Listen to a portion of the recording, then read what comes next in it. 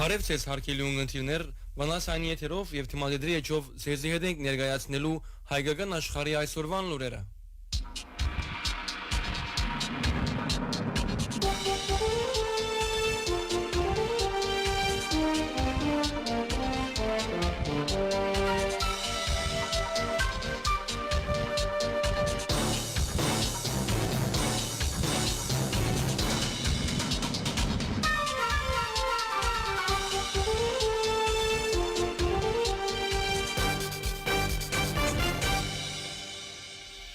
Հայաստանի ազգային ժողովի Հայաստան խմբակցության պատգամավոր եւ ՕԻՏ Հայաստանի գերագույն մարմինի ներկայացուցիչ Իշխան Սաղաթելյան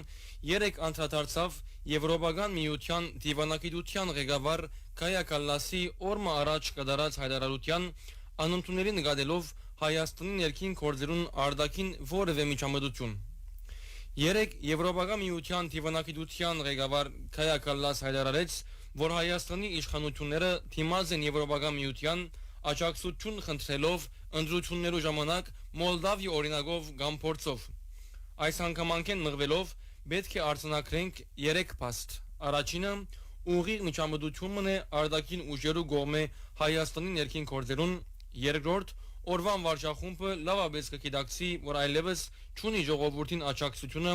եւ նույնիսկ պետական վարչական ուժային միջոցները բավարար չեն իրենց վերընտրությունը ապահովելու համար։ Եվ երրորդ այս իրավիճակեն ելնելով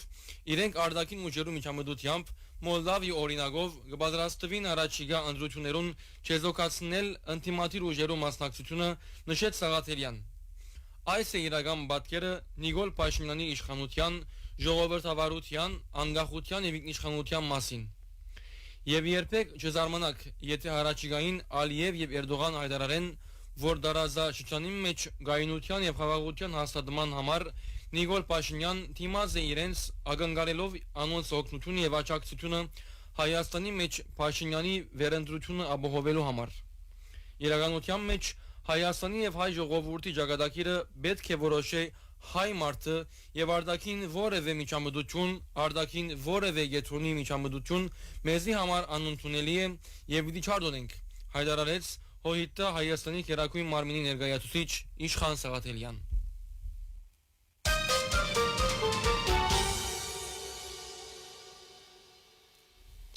7 հունվարին սկսյալ հայկական բանակ զորագոչվողները 2 տարվան փոխարեն պիտի ծառայեն 1.5 տարի։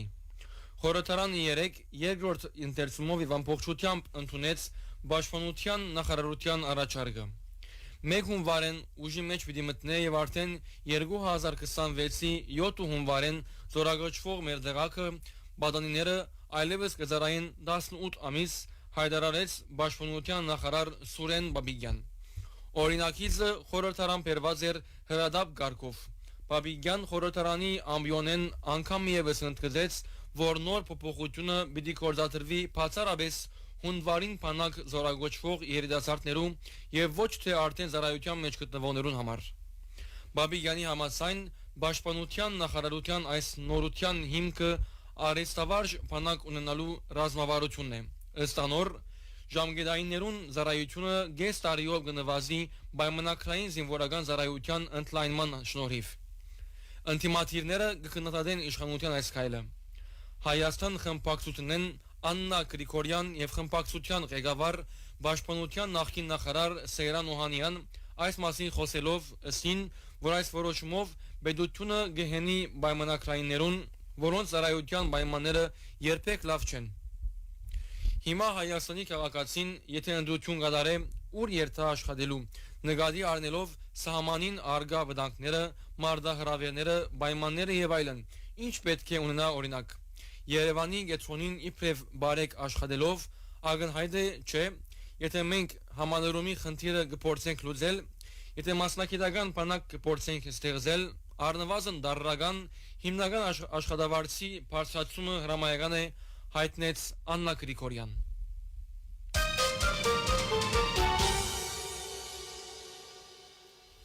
Դոնական օրերուն ընթരാճ Լեմքինի հիմնարկը գոչ ուղղած է Միացյալ Նահանգներու նախագահ Դոնալդ Թրամփին միջոցներու ցերնարգել ապահովելու համար Ադրբեջանի կողմէ անօրինական գերբով բահվող հայ փանդարգյալներու անհաբաղ ազատ արձակումը։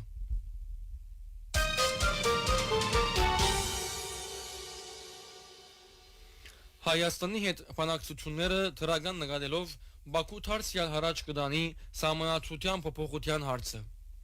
Ադրբեջանի նախագահի հատուկ հանձնարարություններու ներկայացուցիչ Էլչին Ամիրբեգով Հոլանդ Թայմզին նված հարցազրույցում մեջ հայտարարեց, որ 2025-ը պատմականորեն նշանակալի հանգրվան մտարցավ ոչ միայն Ադրբեջանի եւ Հայաստանի միջև հարաբերություններուն, այլև ամբողջ հարավային Կովկասի դարաձայնչաշանին համար։ Մեր երկիրները օգոստոսին նախաստորագրեցին խաղաղության համայնքների նախագիծը։ Մենք հույս ունենք, որ ան կգրնա ստորագրվել հաջորդ տարի։ Երկու շաբաթ առաջ ՀԱԳ-ը ավարտեց Մինսկի խումբի եւ անոր հետ կապ ունեցող գառույցներու լուծման գործընթացը։ Մինսկի խումբը 2029-ի վեր անկորձունյա մարմին եղած է։ Մեր նպատակը մեր երկիրներու միջև գայուն խաղաղություն ապահովելն է։ Այդ պատճառով պետք է Հայաստանի սահմանադրությունը համապատասխանեցնել նախաստորագրված խաղաղության համաձայնագիրին։ Անգեյետ կարելի է ստորագրել խաղաղության համաձայնագիրը, հայտարարեց Էլչին Աբիբեգով։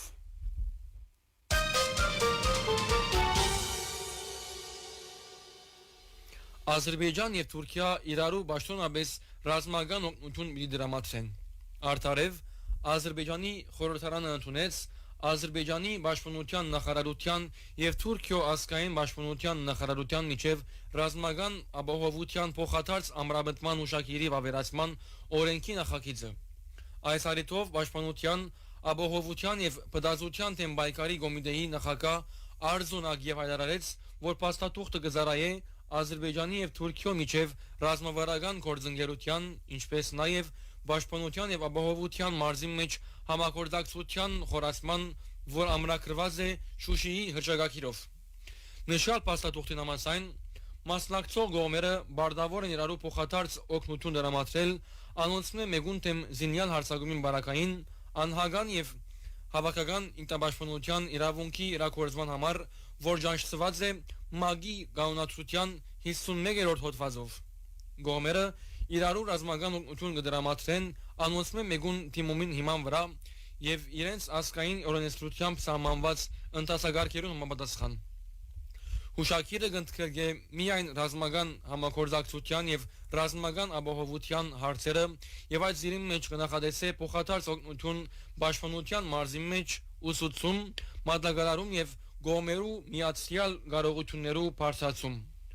Կողմերը կամրապնդեն ռազմական մարզի մեջ դերեկատվության փոխարակումը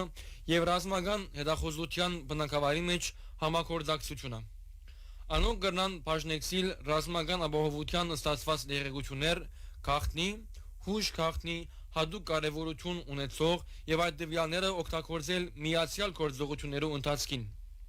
Մյուս կողմը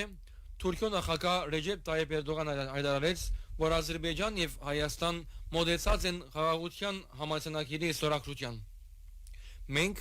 Ադրբեջանի հետ զավալած ենք երկխոսությունը, որուն զուգահեռ առաջ կմղենք Հայաստանի հետ հարաբերություններու ղեկավարման գործընթացը, թիմելով Անկարայի մեջ հավատարմագրված օդար տեսփաններու 16-րդ համաժողովի մասնակիցներուն ըսավ Էրդողան։ Դերական լրատվամիջոցներու հետ ունեցած զրույցի ընթացքին Էրդողան հայտնեց, որ վերջին 2 տարերը թուրքական աշխարհին համար հատկանշվեցան դժվարություններով, աղետներով եւ բռնակրավումներով, դիտել տալով, որ ամեն ինչ կատարված է թուրքերուն միացում եւ մեկ սիրտ դառնալը կանխելու համար։ Այս առիթով աննշեց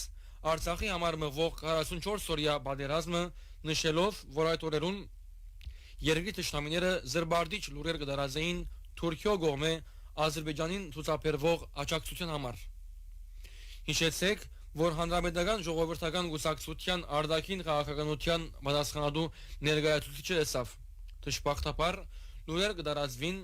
որ Թուրքիա զենք կմտակարարե Ադրբեջանին, ըստ լուրերուն ժխտական խմբավորումներ Ադրբեջան գուղվին։ Ճիշտ ինչպես 1945-ին Բորալտանի ողբերգության ընթացքին անոնք նույն սխալը կորդեցին Արցախի ազատագրական պայքարի ընթացքին եւ ամբատվեցին մեր ժողովուրդը, հայտարարեց Էրդողան։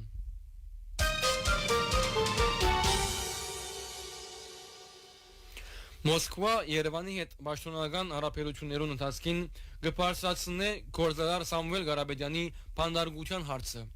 Հայաստանի մեջ Ռուսիո դեսպանատունը Ղարաբեդյանին հետ դեսակցելու կարելիությունը պիտի ստանա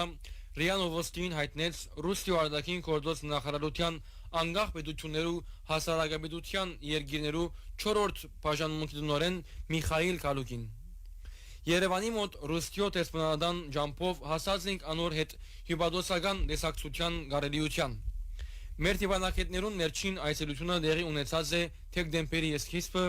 հայտարարեց Կալուկին ավելցնելով. Մենք կստանանք Ղարաբեդյանի վիճակի մասին պետք եղած բոլոր դեղեցությունները, որոնց կարգին անոր փաստաբաններուն եւ հարազատներուն միջոցով։ Ղարաբեդյան առողջական իր վիճակը բավարար կնկատե եւ լավատեսություն ու մարդկան ոգի կցուցաբերե։ Կալուկին հայտնեց, որ այս հարցը գարձարձեն հանրապետության պաշտոնական ներկայացուցիչներուն հետ հարաբերություններուն ընթացքին։ Գնդկզենք, որ Ղարաբեդյան արդեն գես տարի է ի վեր կգտնվի փանդը առանց դատարանի որոշումին եզրափակեց Կալուկին։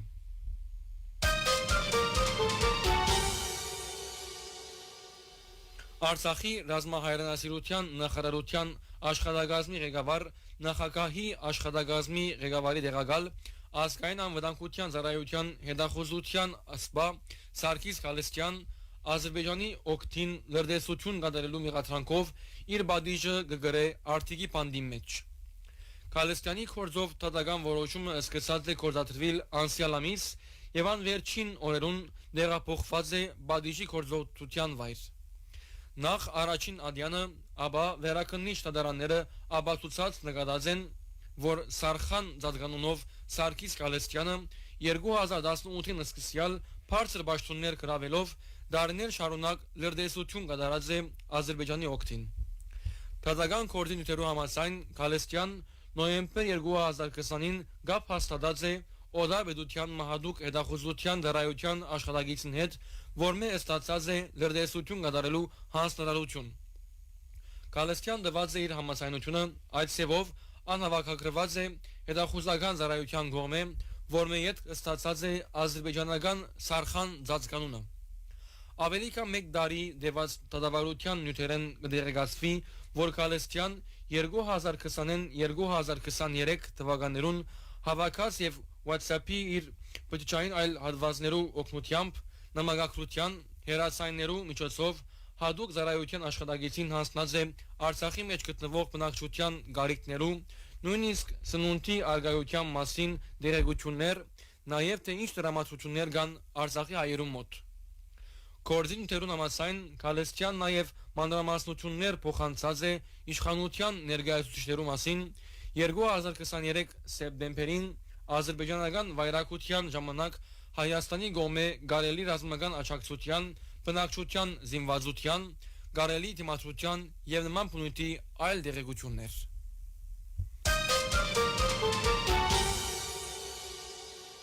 Հոհիտա Բուլգարիո առանցնագի կոմիտեին նախաձեռնությամբ հրադարագության ընթացքի մեջ է գրքույկը, որ նվիրված է Քրիստոֆոր Միքայելյանի նահատակության 120-ամյակին։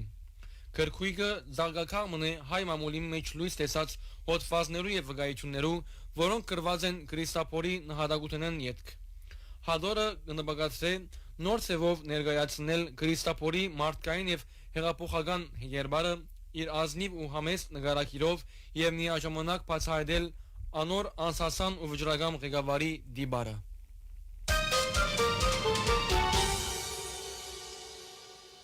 Հարկելի ունգընթիրներ, բանացանի եթերով եւ թիմադերի եչով ներկայացուցինք հայկական աշխարհի այսօրվան լուրերը։ Սերզի հետեին Սանի աղորդավար Նաթալին եւ Գրիգորը։ Մնացեք միշտ ֆանատ Սանի ունգընթիր։